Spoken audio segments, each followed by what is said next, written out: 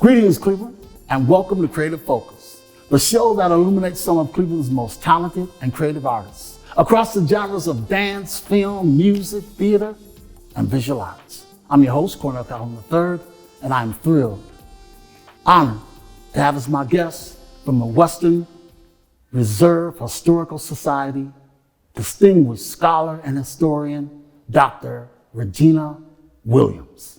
Dr. Williams, welcome to Creative Focus. Well, thank you so much for having me here. Let's chop it up. Okay, here we go. So you are East Side Cleveland native, right? Absolutely. Garden Valley? Yes, that was the name of the neighborhood. You've been there before? 1,000 times. Okay, yeah, so it's definitely inner city. Talk about the journey from Garden Valley to Hawken. That's extraordinary. Well, Garden Valley was a beautiful community in which to grow up. We had a little frame house, 3 bedrooms on East 78th Street. Can you imagine that? 6 children, 2 parents, and 3 bedrooms. So I have 4 sisters and a brother. Wow. So the girls had a room, my brother had a room, and my parents had a room. And my father is very proud of that little frame house on 78th Street. Most people know Garden Valley for the public housing, though. People call it Brick City, but Garden Valley was an experiment. So there were some houses that were left on 79th Street, 78th Street, 77, all around Anton Gradina, the elementary school that we attended. But an experiment to see if people who had private homes would live in a community where there was public housing, which I thought was unusual. I didn't find out about the experiment until long after I started teaching at Cleveland State University. But that's where our friends were. They went to school with us. Why wouldn't we stay in the neighborhood where we had neighbors and friends who lived in public housing or lived in their own houses? But it was interesting to watch people move up and out of public housing and purchase their own property in Mount Pleasant or other neighborhoods. But again, I had a very happy childhood on 78th Street in Garden Valley. And talk about the time at Hawken, because there had to be very few African Americans there at the this time. is Was true. that true? And I don't know that that's changed a whole lot for Hawken Upper School. I was part of the first class of girls. And that was in the 70s, right? When they called me for an interview, I had to confess that I had been out of high school for almost 50 years. And initially I thought, I don't know if I want to do this interview. But yeah, I'm glad to be here. So I graduated, class of 77. And again, we just went to the upper school. It was managed integration of girls. Historically, it had been an all-boys school. But so I went there in the 10th grade.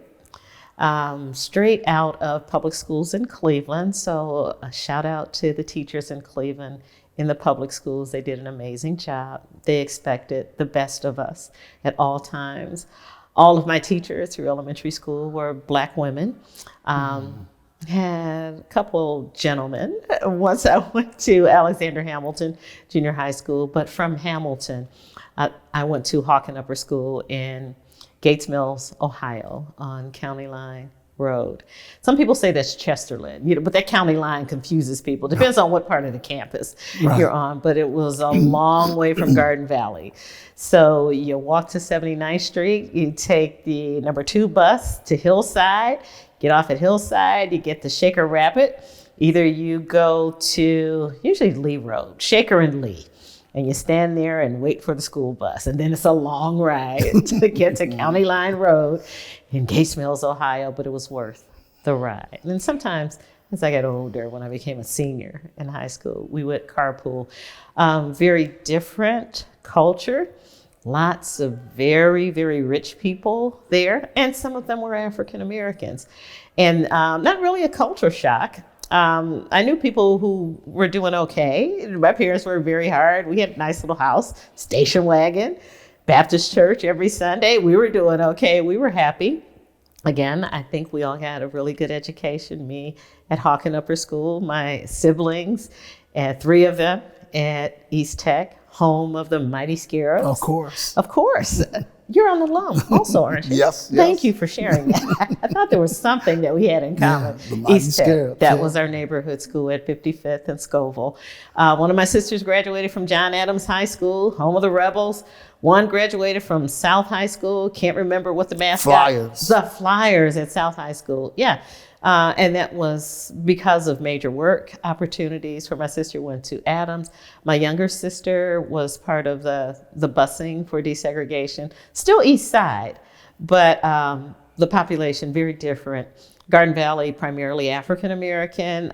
South High School, more, I guess it's more Slavic village. Yeah, than African American. So European, descendants of European immigrants, many of those people who were living in the community at that time. So again, long bus rides, certainly, sometimes by car if I'm carpooling to get to Hawken. Same kind of teachers, that they expect the best from you. Sometimes high school students are goofy. They want to be popular.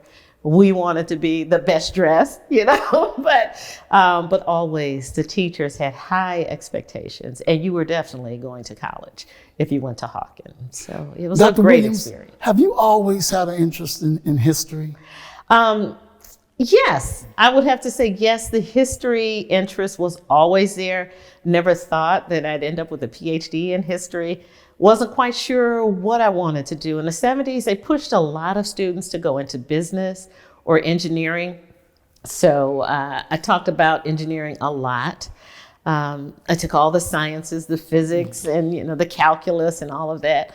My heart wasn't there, I did what I could in those calculus classes, but was really interested in the arts and humanities. And that's why I ended up with the history degree. Talk about the mission of this wonderful organization, Western Reserve Historical Society. Yes, our history dates from 1867. And for more than 100 years, we have helped people, as one of the oldest cultural institutions in the city of Cleveland, to discover the tangible history of this community, the Western Reserve, Greater Cleveland, and also the American experience. So we do that in different ways, sometimes through photography, through manuscript collections in the library, through rare books and other archival materials, sometimes through cars, the Crawford Auto Aviation Museum. We have a great costume collection as well. I'd like to say, however, and as a creative person, I think you'll appreciate this, I know something about your playwriting, that for me at least, people are more important than collections and inanimate objects. I love oral history. Just got back from the National Oral History Association conference in Cincinnati, and it's those stories that people tell, maybe about the objects, about what it takes, to find a good story and write a great play or to create a great film.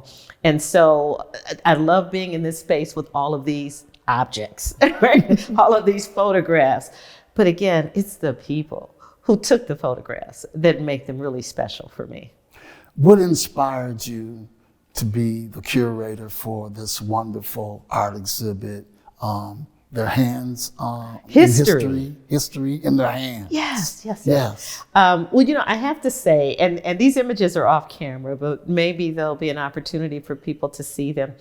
When I look at the photographs, for example, of Mr. James Gale and Mr. Van Dillard, they were the first full-time African Americans to be hired by the Plain Dealer newspaper here in the city of Cleveland and the Cleveland Press, which is no more, but they were a very big deal. Daily newspapers in 1968. And I'm sure that year means a lot to you. I'm not dating you, I'm dating myself. Oh, no, it's okay. Because I know exactly what I was doing, Yeah. and especially on April 4th of 1968, because that's the day that the Reverend Dr. Martin Luther King Jr. was assassinated. I remember where I was when I heard the news. We were at home. It's 6 kids running around looking for our mother, right, to tell her that Dr. Martin Luther King Jr. had just been shot. And soon after that, to find out that he had died. He was only 39 years old, but it felt like he had an old soul. It's like the good Baptist preacher. had been sharing this message since the 1950s, and then 1968, he's gone. And of course, there were riots all over the country in the wake of his murder, but not in Cleveland, because there were Black ministers who walked the streets of communities like Glenville, and also people were angry. You know, how could someone who preached nonviolence die so violently? And we didn't even know who the killer was at that point, but people just vented through the rioting, even in Washington, D.C. 1968 was that kind of year. And I wanted to look at Cleveland in 1968 through the lenses of the cameras of these photographers. These are 6 of my favorites. That's what inspired me, that both of these men were hired in that year where there's so much tragedy and so much unrest. We would have our riot in Glenville in the summer of 1968, but also great hope. Because even in the wake of all of those killings, Dr. King wasn't the first. I'm sure you know Malcolm X is gone in 1965. And then also Medgar Evers was already gone. And Dr. King's assassinated. President John Fitzgerald Kennedy in 1963 lost a lot of good people. And then even his brother, Bobby Kennedy. So was that period of assassinations, the Vietnam era war, and Southeast Asia and all the conflicts, disproportionately high numbers of young Black men who were not going to college, who were drafted and put on those battlefields. And so it was a period of tremendous loss. But in the fall of 1968, there was a young Black man by the name of Louis Stokes, an attorney, who ran for Congress in the 21st Congressional District and won. So we celebrated that, and we kept celebrating every time he won. He ran 15 times and stayed in Congress for 30 years, but really was able to make a positive difference in the lives of people. And certainly there are lots of pictures of him. One picture of him in this exhibition with his little brother, Carl Stokes, who became the first Black mayor of a major American city, but also a major exhibition out in the Crawford part of the museum complex. So again, that's why 1968. But to move beyond that year, otherwise I'm still crying. There've been so many murders. I was much younger then, right? But every child in my elementary school had to watch Dr. King's funeral on television. No flat screen TVs then, none of the lightweight kinds of things that we see hanging on great big heavy TVs on big carts. They had to wheel them down every child in the school, and the schools were really crowded then.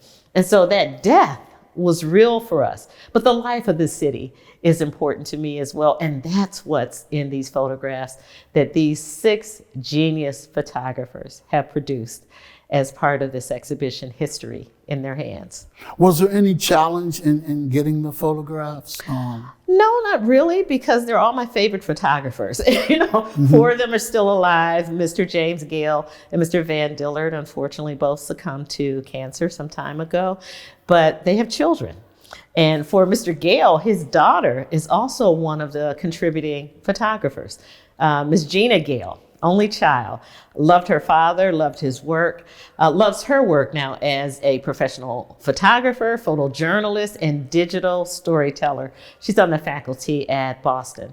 So we had talked before about what was going to happen with her collection. She certainly wasn't going to let go of it, but trying to find a way that we could work together to share a lot of those images with the rest of the world. So Gina and I had talked. Amanda D. King, who people will know for all the great work that she's done, but just some of the things that are most familiar, I think, to residents of Greater Cleveland. She graduated from Bryn Mawr in Pennsylvania. She graduated from the law school at Case Western Reserve University.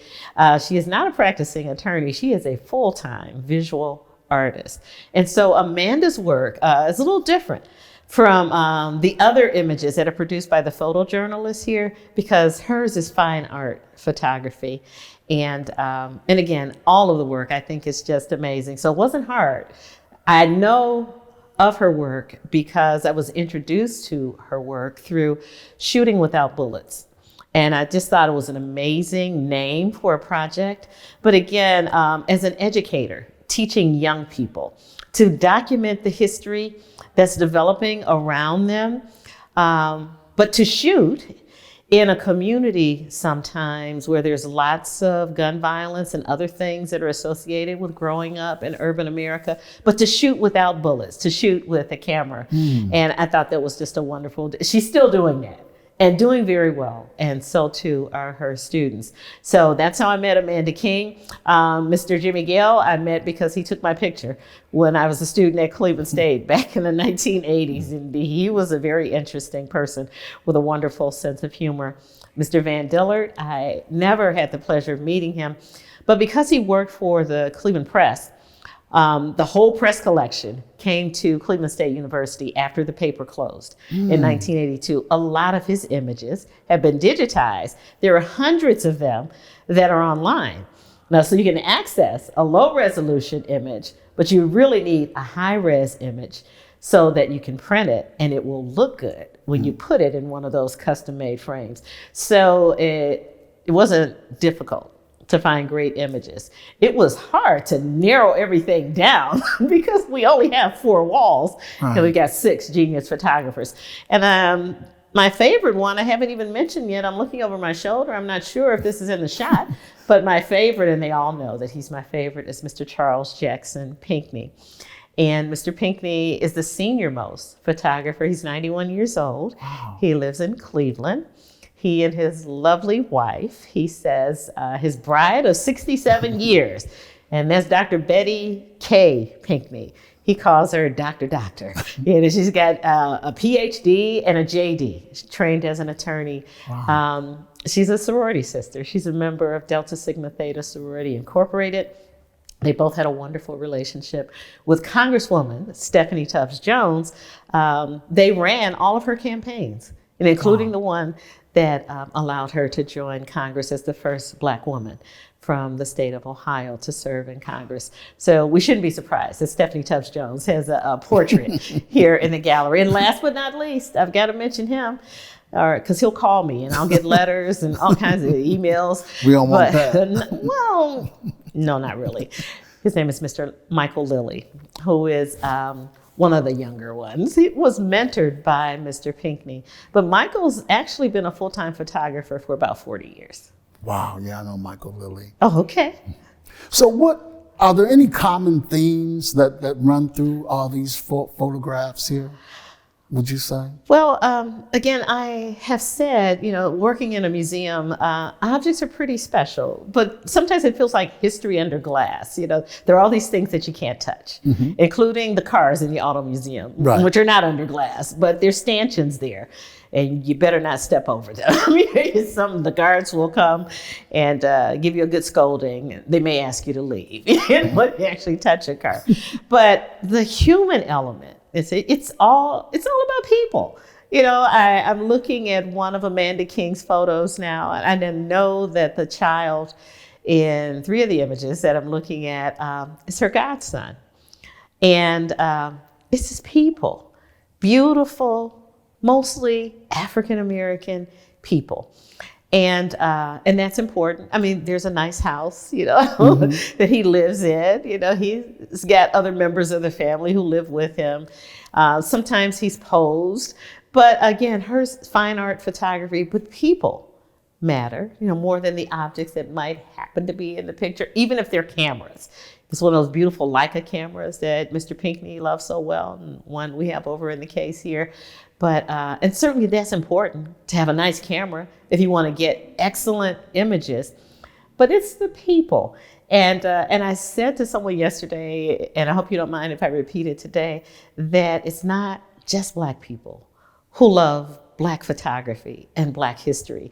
So one of my favorite pictures that I'm looking across the room now where your beautiful intern is sitting, but there is a picture of 3 former mayors of the city of Cleveland. It's Carl Burton Stokes, the first Black mayor of a major American city. It's George V. Voinovich, who was also subsequently a mayor of the city of Cleveland. And it is also Dennis Kucinich. They used to call him the boy mayor. I think he was about 29 when he was elected mayor. That was in the 70s too. So it's just an interesting group of people 2 white Americans, 1 black American, and all of them appear to be smiling. They're all in the same picture. So it wasn't always about racial conflict and civil rights marches and protests and murders and mayhem, but sometimes people work together to do great things here in the city of Cleveland. What impact would you like for this exhibit to have on the public? Well, you know, it's interesting to watch people.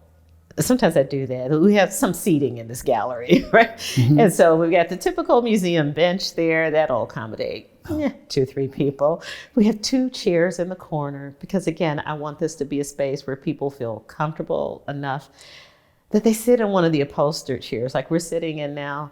And there are books on the shelf about Black photography that they will sit in this quiet space and read more about photography, maybe some names that they didn't necessarily know, who are local photographers or who have gained recognition at the national and international level. So I hope that people will do that. There is some text. We didn't put it on the wall, but it's on panels adjacent to the wall on stands that sit on the floor. But I really want people to appreciate the photographers. Their names are on the wall, and the works that they have created with their favorite cameras. The text is important too, so people have some context for what it is that they're looking at. But I also like when people just go up to the pictures, they recognize somebody, and they start telling their own stories. The first conversation they had with Mayor Stokes, the night that he won the election, how happy their parents were, those kinds of things from 1967. So that's been fun. The other thing is, certainly this is the inaugural exhibition for the African American History Gallery at the Western Reserve Historical Society. So it took 157 years for us to get a space, a permanent space that's dedicated to African American history. This exhibit will be on view through the end of August. So it's a 1-year exhibit, but a permanent space. And so there'll always be something here that reflects the African American experience in this part of the world. That's a beautiful thing. And I hope people recognize the significance of that.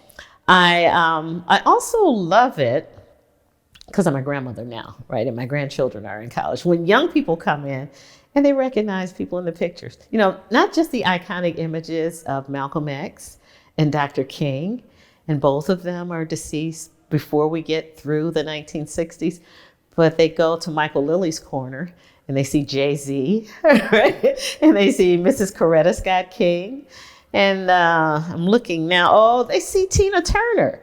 The young people, the high school students and middle school, they know Tina Turner, and they know about the Rock and Roll Hall of Fame and Museum. And then they are introduced to the Tuskegee Airmen, who are, you know, heroes for the American people beginning in the World War II era.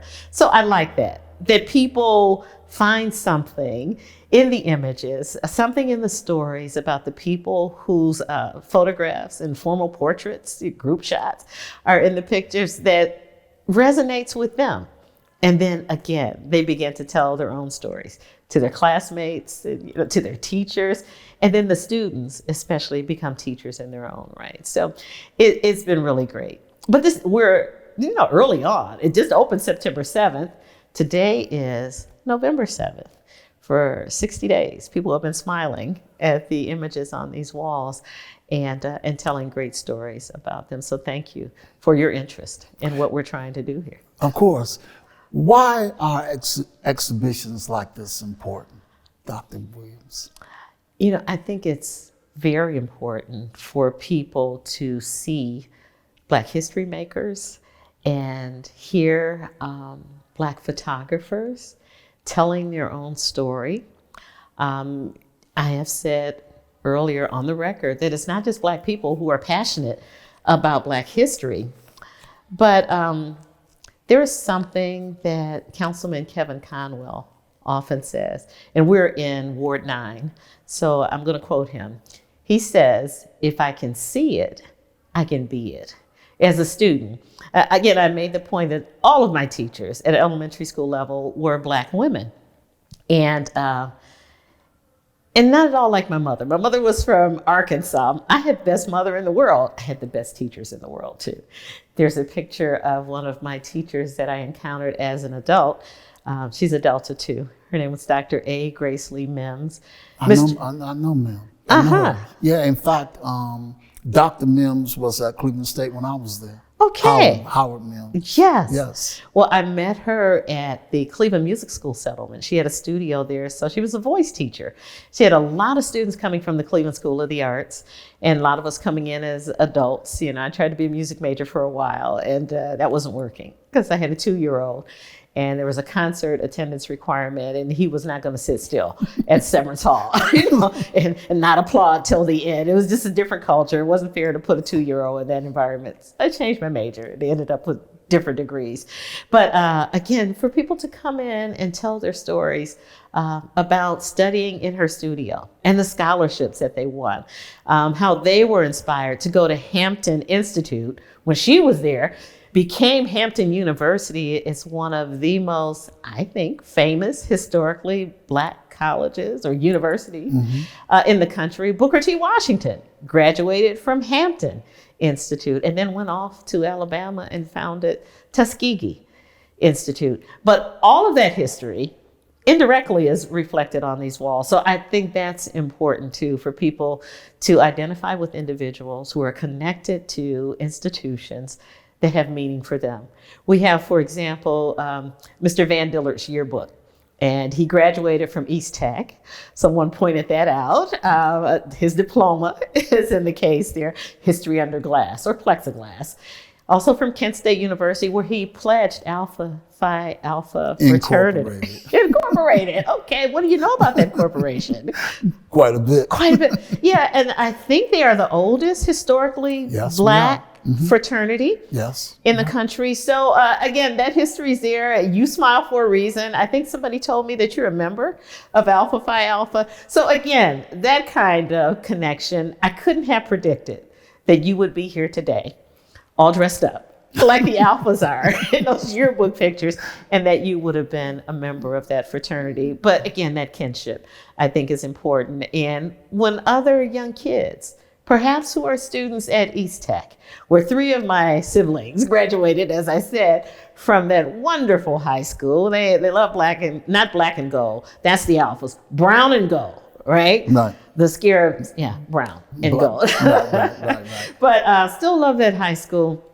But again, maybe they will be inspired to go to Kent State University. Maybe if the Alphas are still on campus, they will pledge A Phi A at Kent State University. Maybe they will have an opportunity to sit here in this space and remember that Dr. King was an Alpha, that Mr. Calhoun was an Alpha, and the Alpha men do incredible work in this community. Dr. Williams, tell us once again when and where they can come see this wonderful exhibition.